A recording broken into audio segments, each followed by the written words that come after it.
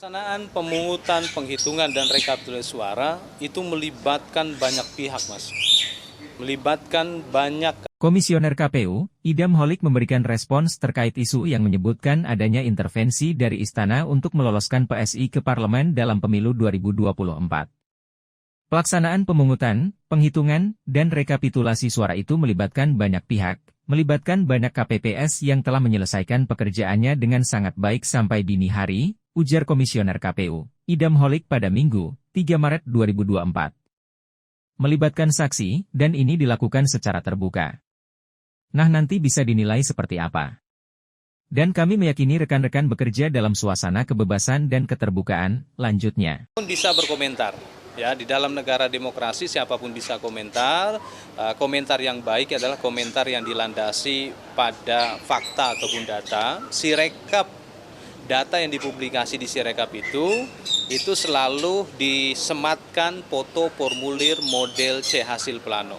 Oleh karena itu saya ingin mengajak kepada para pengakses Sirekap tidak hanya melihat data numeriknya saja, tapi mohon lihat foto formulir model C hasil planonya. Apakah antara data perolehan suara peserta pemilu yang ada dalam formulir model C hasil plano dengan data numerik Sirekapnya akurat atau tidak, ya seperti itu. Ini soal PSI kemudian juga soal data yang Mas Idam bilang tadi nih.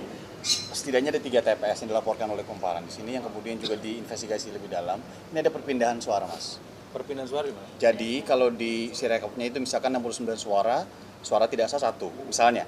Tapi di C hasil suaranya itu PSI tertulis 1 suara, kemudian yang tidak sahnya 69. Jadi ada terbalik seperti itu. Ini di 3 TPS. Kalau sekiranya data perolehan suara peserta pemilu yang ada tampilan Sirekap ini tidak sinkron dengan data perolehan suara yang ada dalam foto formulir model C hasil plano, maka itu akan disesuaikan kepada foto formulir model C hasil plano. Dan dalam proses rekapitulasi secara berjenjang, khususnya di PPK, hal tersebut diakurasi. Pelaksanaan rekapitulasi perolehan suara peserta pemilu di tingkat PPK atau tingkat kecamatan itu dengan cara membuka satu persatu model formulir model C hasil plano, dan itu disaksikan oleh para saksi dan diawasi oleh pengawas pemilu kecamatan. Artinya itu akan membenarkan dirinya sendiri nanti ketika Nah, berkaitan dengan hal tersebut, ya, data di mana tadi? di 3 TPS, Mas. Di 3 TPS tersebut, maka bisa dikonfirmasi kepada PPK. Coba nanti kami akan bantu untuk mengkonfirmasi dengan PPK di mana? Ada di Cilegon. Cilegon. TPS 04. Nanti mau di-share ke kami ya? Mau di-share ya? Nanti kami akan bantu konfirmasi. Betul tidak itu? Ya, hasil resminya ditentukan berdasarkan hasil rekapitulasi yang dilakukan oleh PPK. Ya, karena itu dibacakan satu persatu dan bahkan seringkali rekan-rekan PPK mendapatkan rekomendasi untuk melakukan penghitungan ulang. Jadi pada dasarnya penghitungan perolehan suara peserta pemilu dilakukan secara terbuka. Oke, makasih. Barangkali ada penegasan atau pernyataan dari KPU bahwa misal tidak diintervensi oleh Istana untuk meloloskan PSI, karena sekarang kan isunya yang santer kayak gitu bahwa Istana ingin PSI lolos ke Senayan 4% ya gitu. Pelaksanaan pemungutan, penghitungan, dan rekapitulasi suara itu melibatkan banyak pihak, Mas.